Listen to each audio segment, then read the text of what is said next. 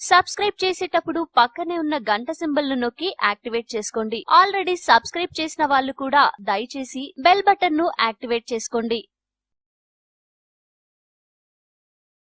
మన శరీరంలో ఉప్పు శాతం ఎక్కువైతే ఎలాంటి అనారోగ్యాలు కలుగుతాయో అందరికీ తెలిసిందే. దాంతో కిడ్నీ సమస్యలు వస్తాయి, బీపీ పెరుగుతుంది, హార్ట్ అటాక్స్ వస్తాయి, ఇంకా చాలా అనారోగ్యాలే మనల్ని బాధిస్తాయి. అయితే ఇవన్నీ ఆరోగ్యపరంగా కలిగేవి. కానీ ఆరోగ్యం కాకుండా మిగతా విషయాల్లో చూస్తే ఉప్పు మనకు చాలా బాగా ఉపయోగపడుతుంది. దాంతో మనం పలు ఇబ్బందులను ఇట్టే దాటేయొచ్చు, పలు వస్తువులను క్లీన్ కూడా చేసుకోవచ్చు. ఈ క్రమంలో ఉప్పు వల్ల మనకు ఎలాంటి లాభాలు కలుగుతాయో ఇప్పుడు తెలుసుకుందాం. చర్మంపై ఉన్న మృత కణాలను తొలగించేందుకు ఉప్పు బాగా ఉపయోగపడుతుంది. అంతేకాదు ఉప్పు వల్ల చర్మం కాంతివంతంగా కూడా మారుతుంది. అందుకు ఏం చేయాలంటే స్నానం చేశాక కొద్దిగా ఉప్పును తీసుకుని మోచేతులు, మోకాళ్లు ఇంకా ఇతర నల్లగా ఉండే ప్రదేశాల్లో ఉప్పును రుద్ది ఆ తర్వాత కడిగేయాలి. దీంతో అక్కడ ఉన్న చర్మ మృత కణాలు పోతాయి. ఆ భాగాల్లో చర్మం మృదువుగా మారడమే కాదు, కాంతివంతంగా కూడా అవుతుంది. ఉప్పు వేస్తే మంటను ఇట్టే ఆర్పేయవచ్చు తెలుసా?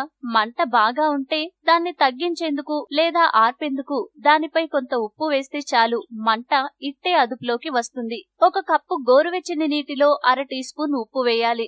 అనంతరం ఆ మిశ్రమంలో ఒక శుభ్రమైన గుడ్డను ముంచి దాంతో కళ్లపై మసాజ్ చేసినట్టు రాయాలి. ఇలా చేయడం వల్ల కళ్ల కలక, వాపులు తగ్గుతాయి. కోడిగుడ్లను తెచ్చి బాగా రోజులవుతుందా?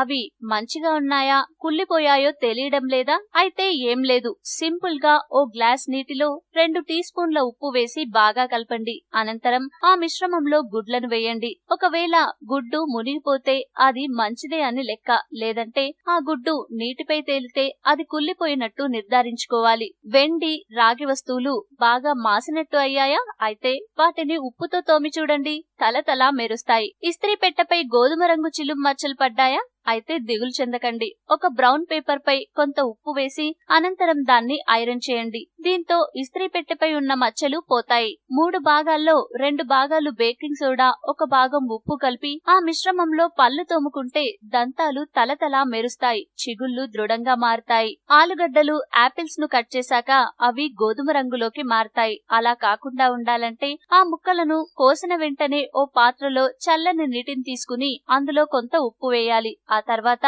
ఆ పాత్రలో ఆ ముక్కలు వేస్తే అవి రంగు మారకుండా ఉంటాయి. సోడా నీటిలో కొంత ఉప్పు వేసి ఆ మిశ్రమంతో ఫ్రిడ్జ్ లోపలి భాగం క్లీన్ చేస్తే అది తలతలా మెరుస్తుంది. ఫ్రిడ్జ్ లో వచ్చే దుర్వాసన పోతుంది. సహజ సిద్ధమైన పూలు కాకుండా ప్లాస్టిక్ పూలను కూడా చాలా మంది ఇంట్లో అలంకరణ కోసం వాడతారు. అయితే అవి రాను రాను మాసిపోతాయి. తిరిగి వాటిని మెరిసేలా చేయాలంటే ఒక బ్యాగ్ తీసుకుని అందులో కొంత ఉప్పు వేసి దాంతో పాటు ఆ పూలను కూడా ఆ బ్యాగ్ లో వేయాలి. అనంతరం ఆ బ్యాగ్ ను బాగా షేక్ చేయాలి. దీంతో ఆ పూలు మళ్లీ మెరుస్తాయి. తేనెటీగ కుట్టిన ప్రదేశంలో నొప్పి, మంట ఉంటాయి. కొందరిలో దద్దులు కూడా వస్తాయి. అయితే ఆ బాధల నుండి ఉపశమనం కలగాలంటే ఆ ప్రదేశంలో కొద్దిగా నీరు పోసి దాన్ని అలాగే ఉంచి కొద్దిగా ఉప్పు పెట్టాలి. అనంతరం గుడ్డతో కట్టుకట్టాలి. ఇలా చేస్తే ఉపశమనం కలుగుతుంది.